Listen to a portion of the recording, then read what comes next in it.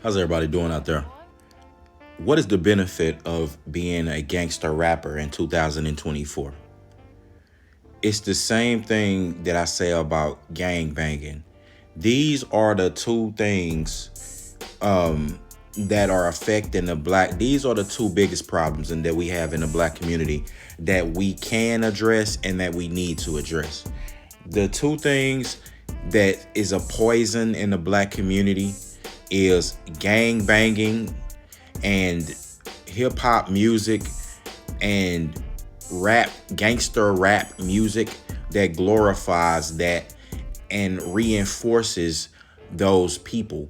Like that's what that's what like funds them. The gangbangers they rap, they do they rapidy raps and have people come support that. In turn they funneling money into a gang.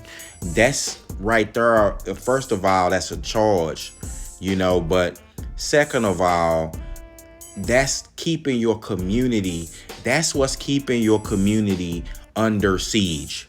That's what's keeping that's what's keeping your kids constantly in a cycle of wanting to do this, constantly in this demonized mindset of making this stuff cool and making it seem like this is what our culture is supposed, this is what we supposed to do because it's our culture, it's black culture. Gang banging and selling drugs and robbing people and all of the worst things under the just this same cycle that's under this false premise of that you can't. Cause right now in 2024, man, you see people doing all type of things. You could do whatever you want. No one's holding you back or stopping you from doing whatever you need to do. You can make music. You can make whatever type of music you want to make right now. You don't have to just stick to making some gangster rap. Think outside the box. That's the thing. But when you coming up in certain environments, the same environment I came up in, it's nothing new under the sun. You're basically, this new generation are basically doing what we did. We laid the blueprint. They were watching us. The people, the drill rappers now and the rappers, the gangster rappers now, the youngin aces and the Julio Fulios and all of the other artists you hear rap, just name them. Even Kendrick Lamar was influenced by Tupac. Do you understand? Tupac was trying to find his way. He was trying to find the God's path for his life, but he didn't find it yet. And Tupac had some of the most gangster lyrics that you heard too. Biggie Smalls. Like these people, they were talking about killing, talking about, womanizing. They made, what they were trying to do was give you a story and tell you their story. Like I said, Tupac he wasn't fully in his path and walk in his full walk with God and the things that he needed to do. He hadn't established them yet. He was trying to establish euthanasia, which was going to be like a universal label. He was trying to go around and spread, basically uniting black people around the world. That's what he was trying to do. And his music would have took a change, I believe. But he didn't get a chance to do that. But that's where instead of picking up on that legacy and going from there, what happened is because this is Satan and this is people who really want to do this anyway. They found a way to justify their behavior through certain aspects of the music that came out. So what do I mean? So instead of taking where Pac left off and trying to help doing music that's uplifting black people, you will go listen to a song like Toss It Up or How Do You Want It or Troublesome, where he just scathing, or you see people, what they talk about Pac about is the diss songs, Hit 'Em Up. First off, F your chick and F your wife, all that stuff. And that's why you hear all these rappers, all they talk about is sleeping with somebody's wife and girlfriend. What you don't know is if you sleep with somebody's wife, then the curse of God is upon you. When you sleeping with somebody's wife, God is gonna curse you and that person. So you don't understand these things. We don't understand these things.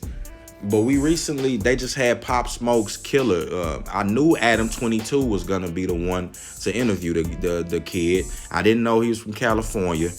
And if you listen to him, it's the same. He says the same things. He contradicts himself a lot. He says the same stuff that we've heard before. I'm telling you, he says himself that gang banging is a poison, because it is. That was something I thought that was going to be eradicated like in the early 2000s. Like it was losing its steam. It definitely, like in certain regions, we don't even entertain that foolishness. But it's definitely a poison that that's a poison that we can take care of. It's a poison we could cure. And when I say we, I mean internally black people. Black people can cure that. You can create youth programs in your neighborhood. You got so many people, so many black people with all this money. Some of you NBA players, some of you artists, some of you rappers. What y'all need to do, instead of promoting gangbangers and putting them on your team and trying to make that look cool, you need to put programs in those neighborhoods to stop gangbanging, to get those gangbangers out of the neighborhood who terrorize in their neighborhood, and all those gangbangers who are trying to coerce normal children or normal people or people who otherwise just need a little guidance, instead of coercing them into gangs. Because if you look at Pop's, I'm gonna do a separate video on this, but what I gleaned from Pop Smoke's killer is that basically he was being used like a lot of these young boys get used. He was the second youngest one to run up in there and do what they did. They always get people like that because he feel like he not gonna get no time, or the time that he get is not gonna be sufficient to the time that an adult would get. So they'll get him like little juvie life. Juvie life is when if you're 15 and when you turn 18, that's juvie life is over. So that's one of those laws and loophole laws that need to be changed. They need to really start trying a lot of these young men as adults. I mean, and that's just the facts. And that'll deter a lot of that. That's one thing they need to do. Start trying these young men as adults off the rip. No juvie life, no. If you doing the stuff like dude did, it's life.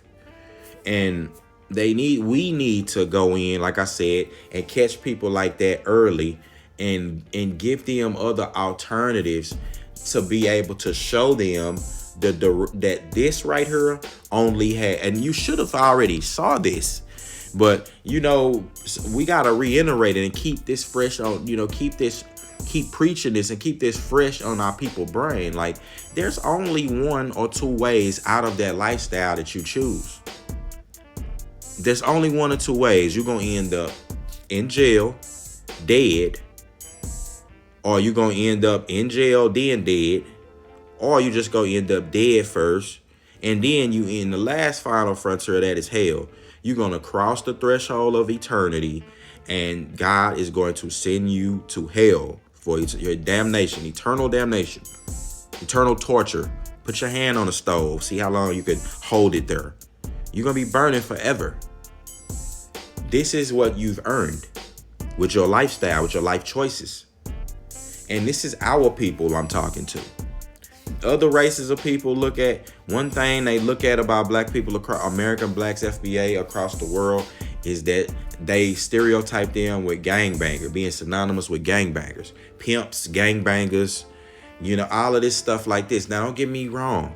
Historically, these states, big black dudes were pimping and trying to find these alternative ways to make money due to certain aspects of white supremacy. But that's no excuse at this point. It was no excuse then. You still had, because you had dudes who trying to find alternatives and stuff that was harming their people and not caring about nobody. And then you had dudes who that be damn, all the things be damn, they was gonna keep their integrity. They was God-fearing men, and they were the pillars of their community. They're the ones who kept black people thriving and got them to this far. Because I'm gonna tell you like this: if there was just a capacity of gangbangers or people wilding, that was in a group or something like that, man, it'll be like Escape from LA. They'll get relegated to one area, and it will be nothing to eradicate them.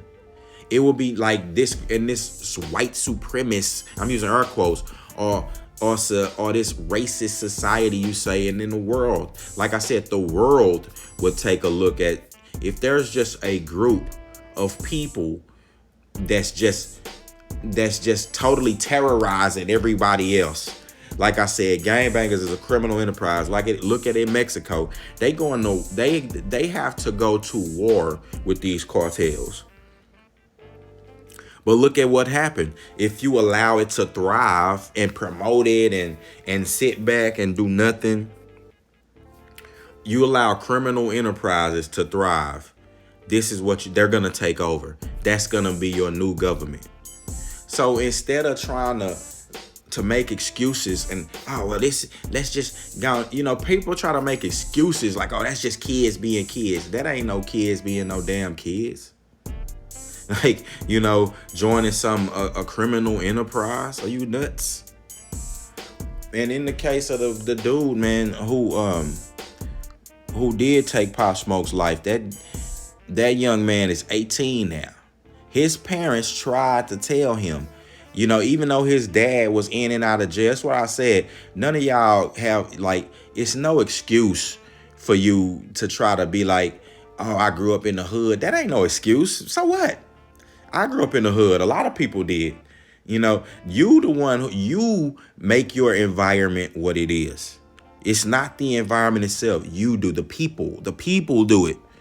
There's neighborhoods, who lower middle class neighborhoods where people may not be rich, and those be some of the best communities you could be in. They have some of the closest. The people be the closest. They have some of the most camaraderie. Do you understand? So don't give me that excuse.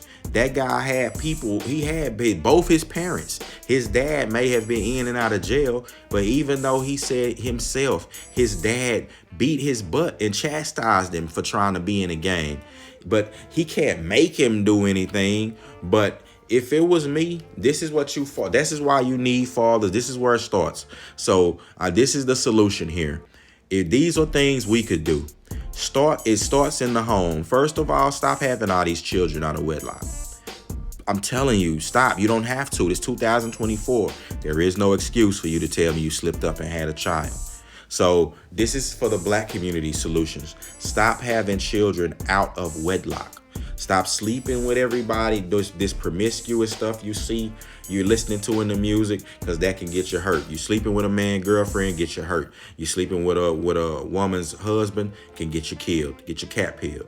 So let's stop doing that, making those foolish decisions. Teach your daughters, raise them not to be promiscuous thoughts. This other thing we need to get rid of is this music, the female prostitution raps. We can't have integrity in the male form, in the male raps, and then try to leave the females to just do all the debauchery. We can't do that. They promote now. They're the ones who are destroying your daughters.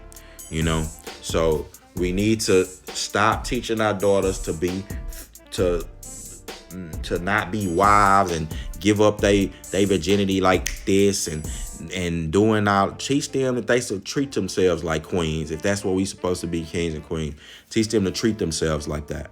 So the boys won't be sleeping with other boys and trying to get pregnant at a young age. We don't need any more children, just, out of bastard children. We don't need any more orphans. We don't need any more children out of wedlock. We don't need any more soldiers that don't have a family that get lost by the wayside. Okay.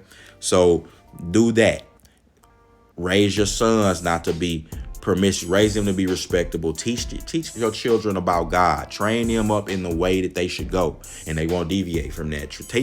Raise our black people. Our legacy and our superpower is God. Our legacy is the Lord Jehovah, the God of Abraham, Isaac, and Jacob. That's it. Do you understand? He's the one who brought us here on the ships, and he's the one who will bring us back together and bring us back to the power that we're supposed to have. We need to learn. I will teach your children your true history, not just the history that started in America. So they'll have some sense of who they are, because that's a problem in itself. Do that. Stop raising your children on raps and social media and love and hip hop. Stop raising them on that. Okay? And if your children raise your children yourself, don't let them be indoctrinated by the streets or by the government system of school. You raise your children, be engaged with them. If you for some people, it might just be best for you just to have one child, because that's all the capacity you have to raise. That's fine. Have one child and give your full attention to them.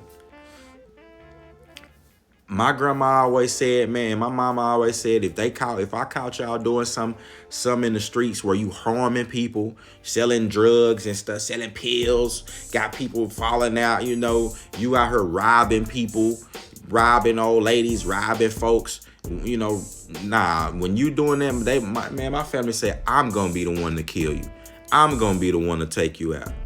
That's how my grandparents, my father, my mother, that's how they raised us, because they took full responsibility for us. Now, once you get to be a certain age, I give you to be 14. Once you get to be 14 and you tell me that you don't want to be under my regime, then I will kick you out, and you could go to the streets. I'll kick you right out the crib, and I'll pray for you. Pray for us. Like I said, I would have gave you the word. I would have gave you the thus saith the Lord. So it wouldn't be like you don't know. And that's the thing. Like, it's no excuse. That's why I said there's no more excuses we can make. Not for growing up in the hood, all of that foolishness. Because once you know, I grew up in the hood, and once you know right from wrong, it's up to you to be able to make those decisions, man. Your conscience don't have nothing to do with your brain development. It don't have nothing to do, and don't get me wrong, we try to make this excuse like, the brain not even developed into 21 and all this. But I'm gonna tell you, like, well, why do people think they know everything when they 14 all the way up? Why do people think they know every single thing at that age? Do you understand? Like, it's not everybody developed different. And again, right from wrong don't have nothing to do with your IQ. You know what's right from wrong. It's in your heart. It was things that I grew up in the hood, and it wasn't sweet. Where I'm saying it was like we were all trying to find our way in that time, but it wasn't 2024. So I'm talking about when I was growing up, yeah, times were a little different. There was still more shades of white supremacy in America, whereas as far as opportunity, you didn't have the internet, so you had to really go through certain things that could be gatekept. But now that's done with. But even still, when I was thugging and bugging and doing what I was doing, there were certain things that I would not do because it was my conscience that wouldn't let me do them. Certain things I would not do. But see, y'all, this new generation, there's people like, look at the dude who killed Julio Fulio, the rapper. Just run up on him and shooting on him, like, and then just get out of there, man. These are people who need to be locked up. These are people who deserve punishment and consequences. And we can't depend on a white man or any other group of people to police our own, or to deal with the people like that in our community. What are you gonna do? Like, do you want them and it's starting to look, other groups of people look at us and be like, look, you just want them to run amok. You want them to run your community. And it's time to, like, That's a bad look. It's time to stop that. We have to be the ones to police that behavior. When you see something like that, or don't house those people. I don't care. But see, it's other groups, it's other people who just like that. So you're saying something about you as well. So this is why we have to separate, or people will start making us synonymous with all black people, with gang banging and everything you hear in the raps that rap promotes. Because rap culture, those two funnel the poisonous street element and gang bang, everything I named, all the prostitution, the womanizing, those things, pimping, I'm hustling in turn, doing illegal street things, robbing people. That's synonymous with rap. That's synonymous with rap in our culture, in black culture. You can try to argue me down, but you cannot argue. You don't change the truth. Arguing is not going to change what I know. And this is what we have. But if we can't funnel criminals with rap money and rap culture. You supporting it. Don't you understand? You are supporting the degradation of your own community. And this is how Satan is doing black people, is keeping them blind and keeping them trapped. So with that being said, this is the Black Effect. I'm gone.